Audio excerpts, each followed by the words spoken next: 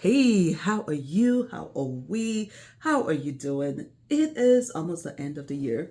It's the last week of 2025. And if you're like me, the last week I'm in reflection mode.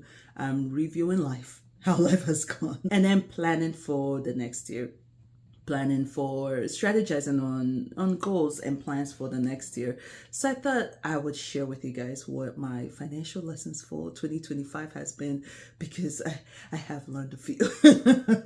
Some were reminders, but because I went through it, I was like, oh, we are re-concreting those ideas or those lessons and reminding ourselves, do not deviate from these things. This is legit how money works and how you should do money.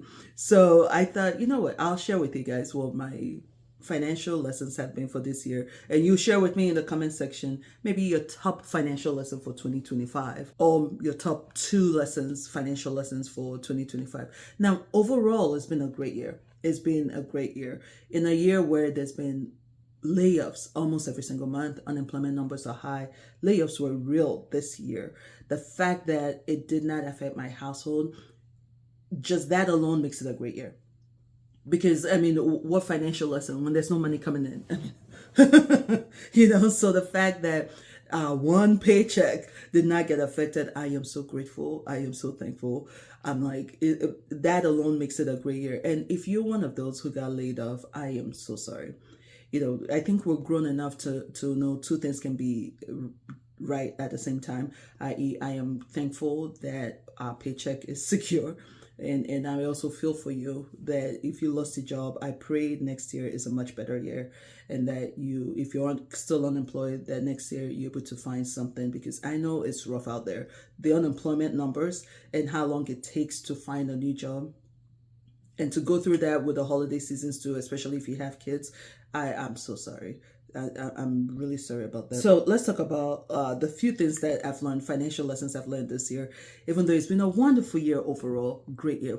Let's start off with investment, because that's a exciting and also new part of finances for me this year. So I got into investing outside of retirement, outside of 401k, Roth, all that, just outside of all of that, investing on my own. Started doing that 2 years ago, and it's been great.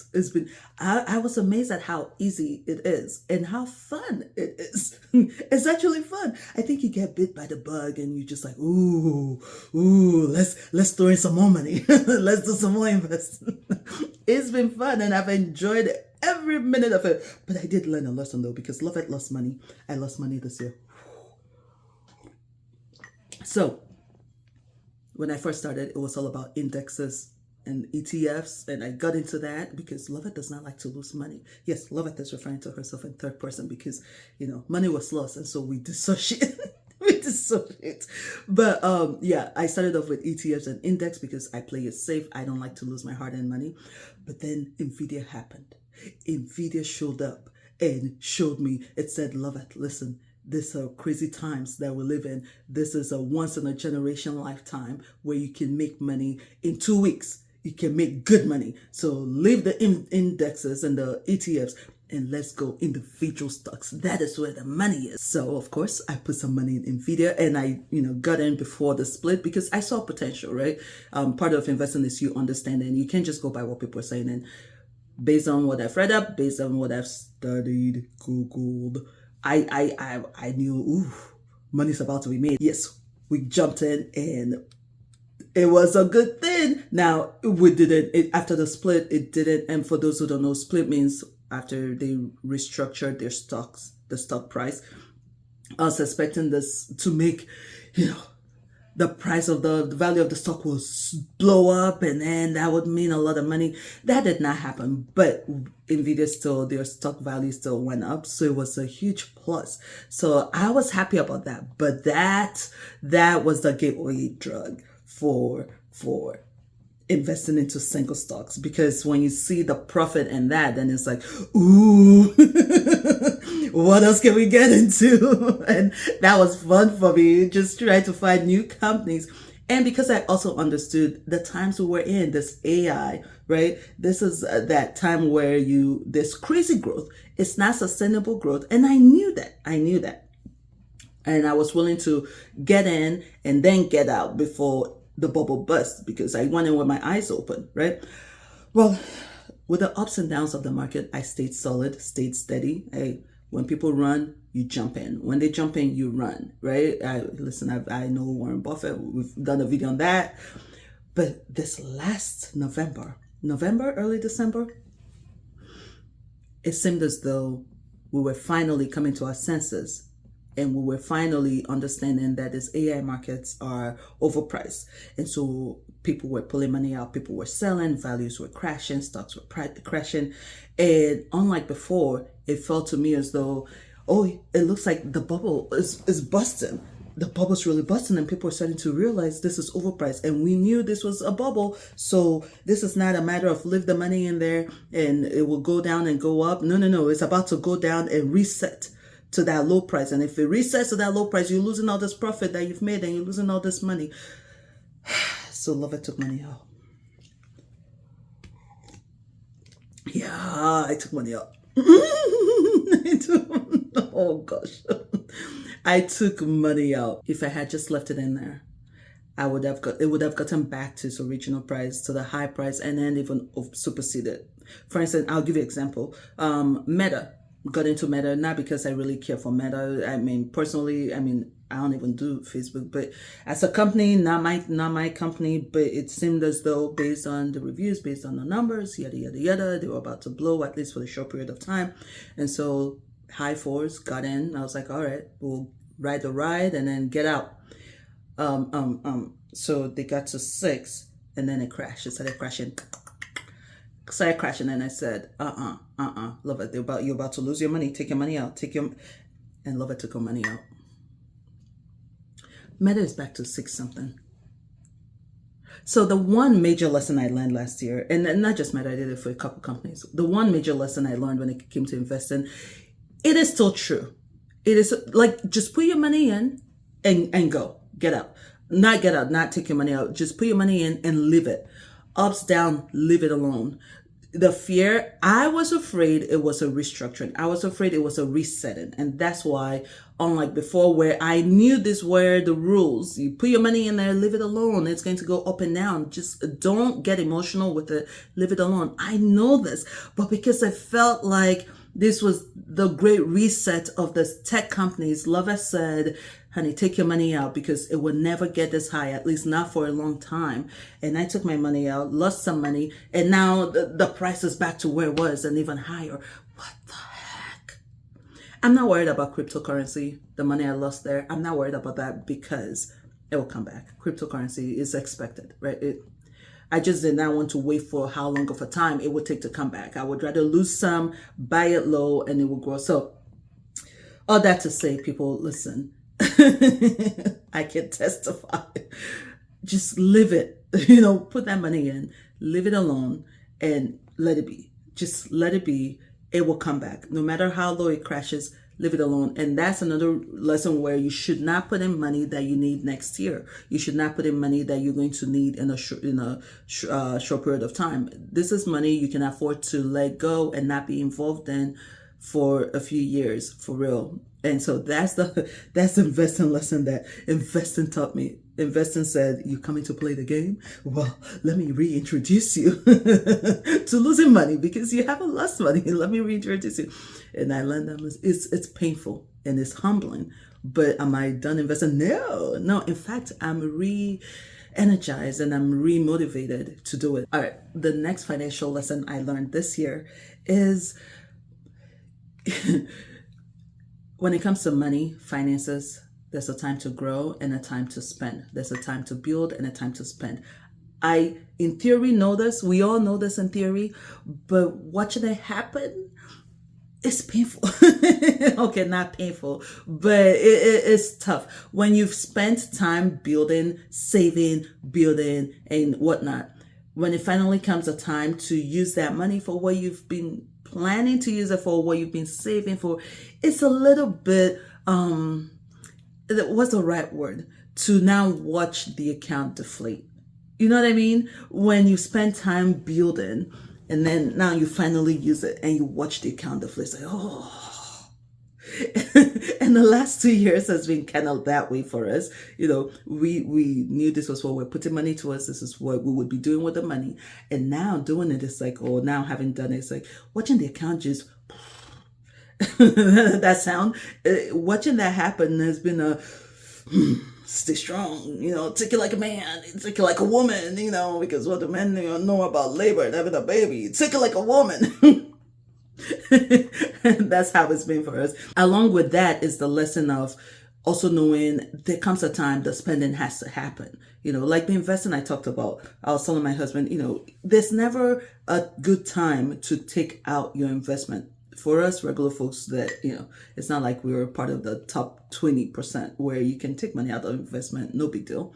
But it seems as though we invest. And the only time it seems okay to take money out is in retirement.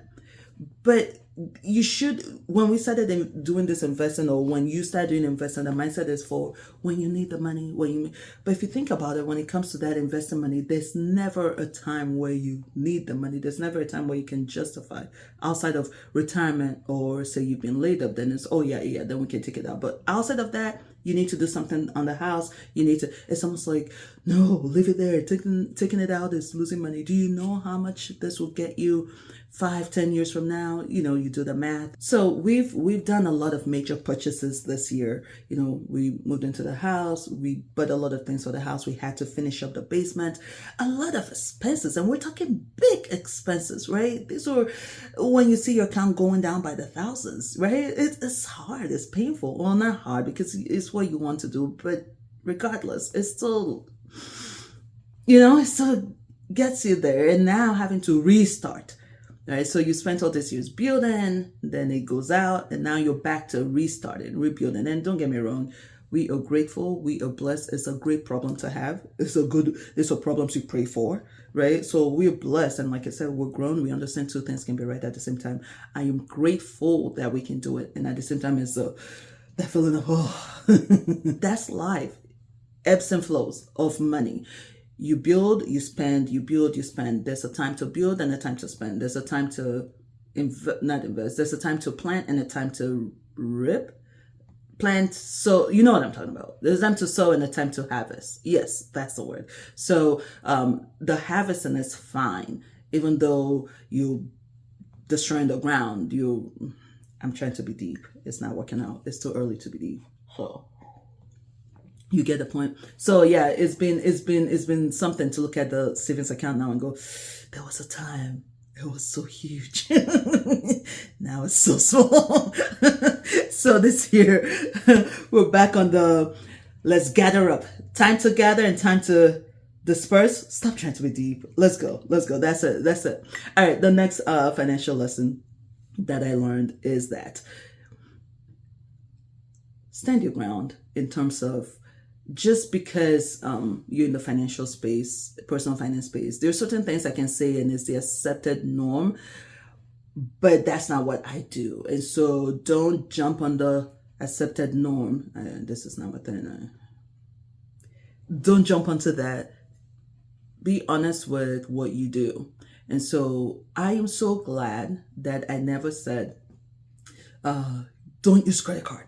Credit card is bad. I'm so glad I stuck with the fact that you can get the benefits from the credit card if you know what you're doing and if you're not carrying balance month to month. If you're there growing your balance, this is not to give you a pat on the back or to give you a push to keep going. No. For those who don't have a balance, you could actually have the game work for you, right? If you understand how the game is being played, then you can play it in your favor. But if you don't understand how the game is being played, then you're getting played. Ooh, when I don't try to be deep, then I'm deep. Then I come in with the proverbs and the idioms.